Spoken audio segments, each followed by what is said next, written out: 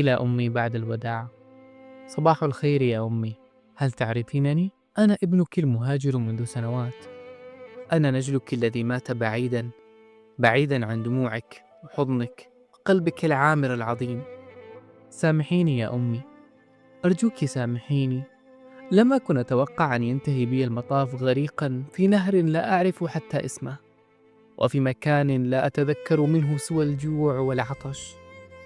لقد تركوني يا أمي وحيدا شريدا بلا طعام أو وطن.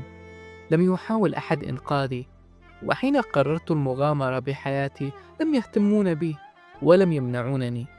لقد جرفني التيار بعيدا يا أمي، بينما أياديهم تودعني وملامحهم العاجزة تشير نحوي بخذلان وشفقة. كانوا يودعون شابا ذهب بقدميه ليتخلص من جوعه وعطشه وضياعه الأبدي. أرجوك يا أمي لا تبكي علي، لا تتحسري على مصيري. لست بمفرد من مات هنا، شباب بلادي منسيون في مقابرهم بالمئات. لقد وجدت أسماء تشبهنا وتشبه ملامحنا ومقابرنا، وعلى بقايا رفاتهم كتبوا: مشردون من اليمن بلا طعام أو كفن، شباب هاربون من أوطانهم المدمرة والمتحاربة بلا كفيل أو فتاة أو عدم. لقد وجدت هنا شباب ماتوا بمفردهم وعجزهم وخيالاتهم الحزينة. كانوا في الليل يبكون ويتذكرون أهلهم ويتمنون النجاة ينقذهم من بعده، لكنهم ماتوا بعجزهم وضياعهم ودموعهم، ماتوا بلا نجاة أو كفن. سامحيني يا أمي، لم أستطع إنقاذكم ولم أتمكن من تحقيق ما كنت أعدكم به دائما. سامحني يا أبي، لن أتمكن من تسديد ديونك التي انتظرتني لأجلها. وأنت يا أختي، أرجوك لا تنسيني. لقد حاولت بروحي وحياتي أن أصل إلى أوروبا، وأنا أعمل فيها وأرسل لك 300 دولار أول الشهر لتشتري هاتفا جديدا. سامحيني يا روحي، كلما رأيت وجهي على شاشة جوالك القديم والرخيص. وأنت يا أخي، هل تتذكر رسائلنا الأخيرة؟ حين أخبرتك بأن مستقبلك لن يكون مثلي، لأني سأصل إلى أوروبا وسأتكفل بمصاريف حياتك وجامعتك واحتياجاتك القادمة. أنني غامرت بعمري لأجلك ولأجل أحلامنا البسيطة، لكنه عجز الحدود وحواجز البشر من منعتني عن كل هذا. لن أنساكم جميعا يا أسرتي، أعدكم بروحي وما عانيته بعيدا عنكم. حياتي معكم ستبقى أعظم من أوروبا ومن كل هذه الأنهار التي دفنتنا بتياراتها، وكل تلك الغابات المحشورة فيها بالخوف والخذلان. سامحوني يا أهلي، يا عزوتي، يا ملاذي الأخير.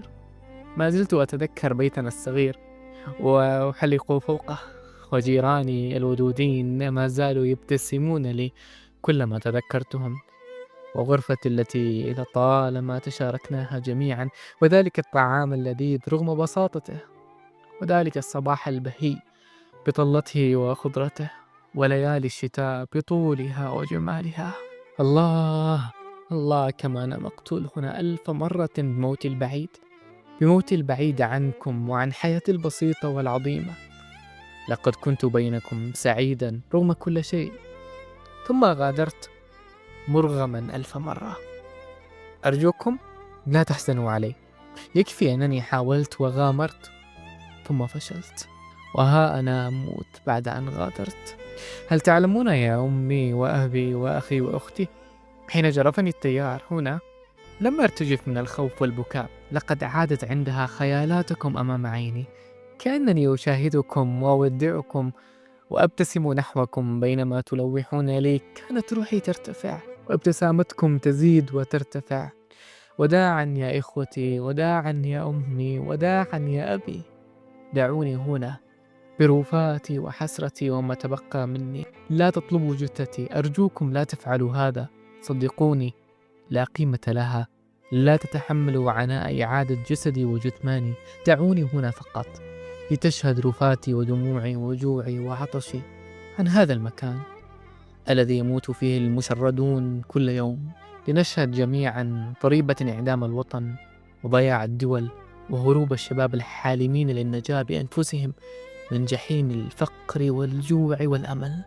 وداعا يا أمي، اعتني بصحتك أكثر، ولا تجعلينني سببا لحزنك الطويل، وأرجوك أن تبتسمي حين تتذكرينني، وحين تحدثي الآخرين عني، عن ابنك الذي غامر بروحه لينقذ أهله، الذي مات كالأبطال بينما كان يحاول ويحاول لكنه مات ولم ينتصر. وأنت يا شقيقتي، اعتني ببيتنا وأكملي تعليمك، ثم ابحثي عن عمل سيكون حظك أعظم بكثير منا، لتحققي أحلامك وتشتري هاتفا لا يملكه من بعدك أحد. وداعا يا أبي، وديونك التي أنهكت ظهرك سيتكفل الله بها، أنا موقن برحمته وعظمته. وأنت يا أخي، لا تهاجر، إياك أن تغادر، لا تترك البيت والوطن، وابحث في مكانك عن حظوظ الحياة والبقاء، لن يتركك الله بلا تصاريف أو قدر. وداعا أيها الوطن، لقد تشرفت أنني عشت فيك، وبسببك رحلت وهاجرت، ثم مت ونفيت. وداعا يا أصدقائي، لا تبكوا علي، لقد ارتحت من حياة بلا وطن. وداعا يا كل شيء، وداعا أيها القلب المخذول المدفون بلا تذكار أو نسب. وداعا يا أحلامي وشهاداتي ودفاتري وملابسي التي اشتريتها بأرخص الأثمان. وداعا يا روحا تعذبت في نهاياتها، وماتت بجوعها وعجزها وخذلانها في أماكن لا تعرفها ولا تحبها ولا تتمنى تذكارها. وداعا وداعا وداعا، الرحمة والخلود أيها الشباب المهاجرون دون ما وطن. إلى أمي بعد الوداع.